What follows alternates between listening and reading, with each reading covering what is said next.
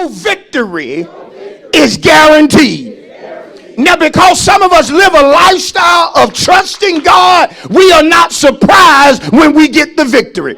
We are never caught off guard when God blesses us, promotes us, sends us better, does for us the good measure, the press, the shaking, and the running. If we divorce doubt, we can be who God has ordained us to be. We can have what he has ordained for us to have. And we can do what he has ordained for us to do. Is that still in you? That if I divorce doubt, if I separate myself from doubting God, there's no unbelief in me, I'm done with doubting, there has been a split, a disconnection when it comes to doubting the Most High God, then I can be who he has ordained for me to be. I can have what he has ordained for me to have, and then I can do what he has ordained for me to do. But in order to do it, I have to disconnect from doubt. I got to divorce doubt.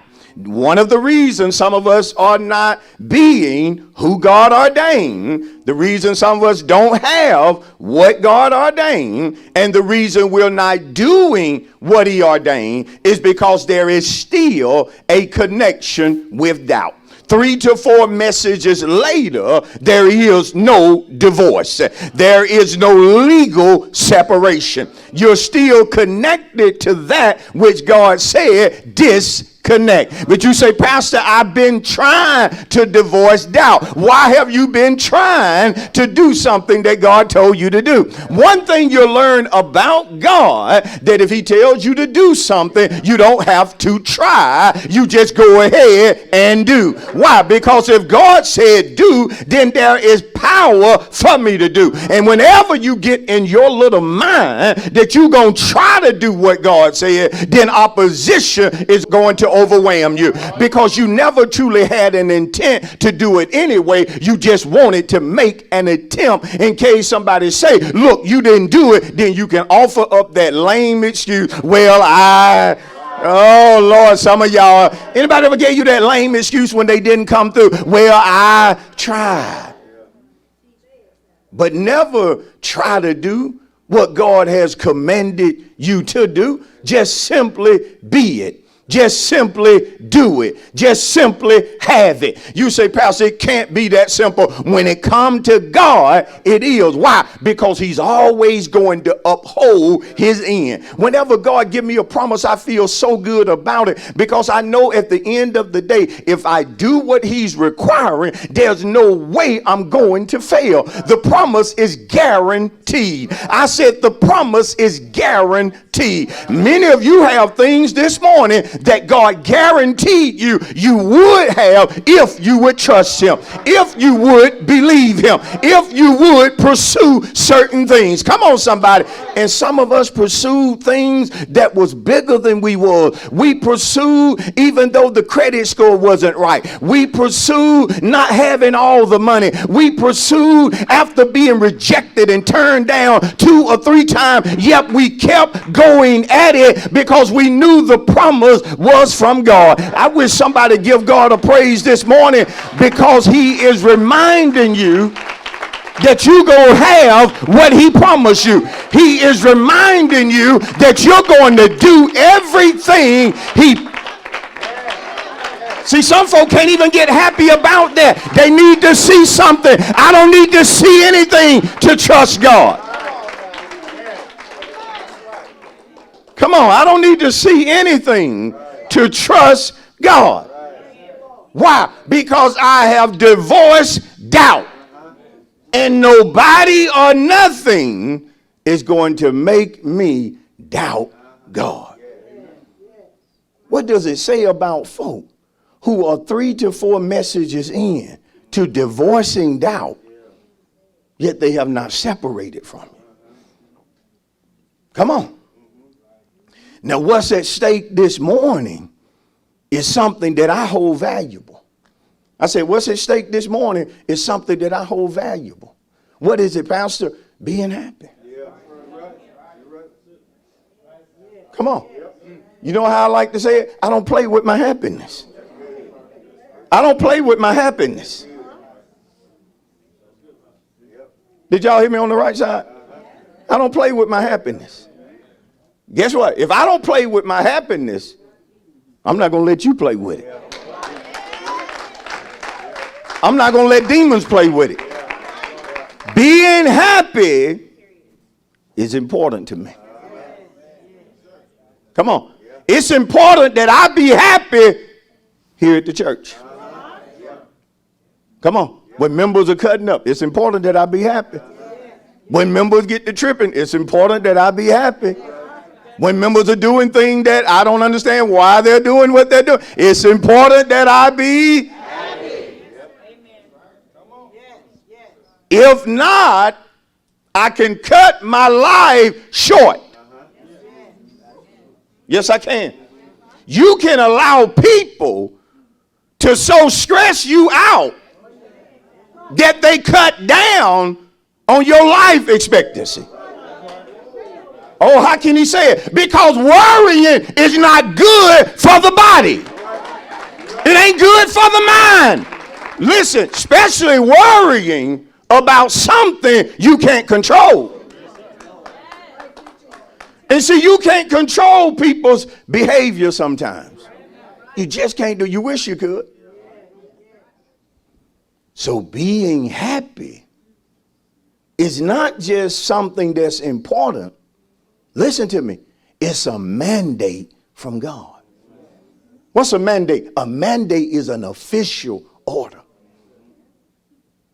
See, we got a mandate upon our life to be happy. Be happy. I like to say it like this. When you rise up, be happy. Go about the day, be happy. When you lie down, be happy. What happens after that? Start it all back over. When you rise up, be happy. Go about your day, be happy. Lay down, be happy. Seems so simple, don't it? But some of us rise up and we unhappy. We lay down unhappy. We go about the day unhappy. When you got on your life a mandate to be happy. Come on, but you rather be worrying, fearful, confused, sad, depressed, nervous. No, all of these are antitheses of being happy. Got a mandate on your life, child of God, to be happy. And listen, when we look at the times that we live in, come on. Look at the times we live in. Look at all the negativity that we're constantly surrounded by and bombarded with. Can I just teach today? I mean, it's everywhere. You hardly cannot turn on a station without hearing something negative. Pick up a newspaper, negativity. Social media, negativity. Come on, this is just the world. And I know a lot of you praying the world get better. Stop praying that prayer. Pray for something that, pray for me. Pray for something that can get accomplished, because when it comes to the world, listen to me, and it's going to sound bad, but it's not, it's true. It's only going to get worse. Come on, it's only going to get worse. Now some of us amening because it's not just that we know it to be true. We've been there. We've been the one needing a drink. We've been the one needing a blunt. We've been the one needing to get high. We've been on medication. Antidepressant, something to just keep us functioning. And that's not how God ordained things. Am I against medicine? No. But you should never depend on medicine as a means to cope or to deal with your problems. Come on, because the more problems come, the more you up your dosage, the more you drink, the more weed you need. I know I'm teaching right, getting few amens. Shout to somebody, there's a better way to be happy. I don't need an affair to be happy. I don't need to have a midlife crisis to be happy. Watch this. I'm not searching for myself. Yeah, times are tough, but I haven't lost my identity. If you're a child of God talking that trash about you searching for yourself, I'm trying to find myself. When did you lose who you was? When did you lose your identity? When did you stop knowing who you belong to? It's a good question. It's a good question to ask, considering the times that we live in. This is how I live every day. Regardless of what I got to deal with, I'm going to be happy. I'm going to be happy. Now, the word happy in the Hebrew is the word Isher. It's the word Isher. Now, it means bless. The word bless and happy is the Hebrew word Isher. They are synonymous. Bless, happy. But of course, we know happiness also contains joy. When you're happy, you're going to be a joyful person. What did Nehemiah say in Nehemiah 8 and 10? The joy of the Lord is my, the joy of who? The joy of who? See, when God becomes your source for joy, your source for happiness,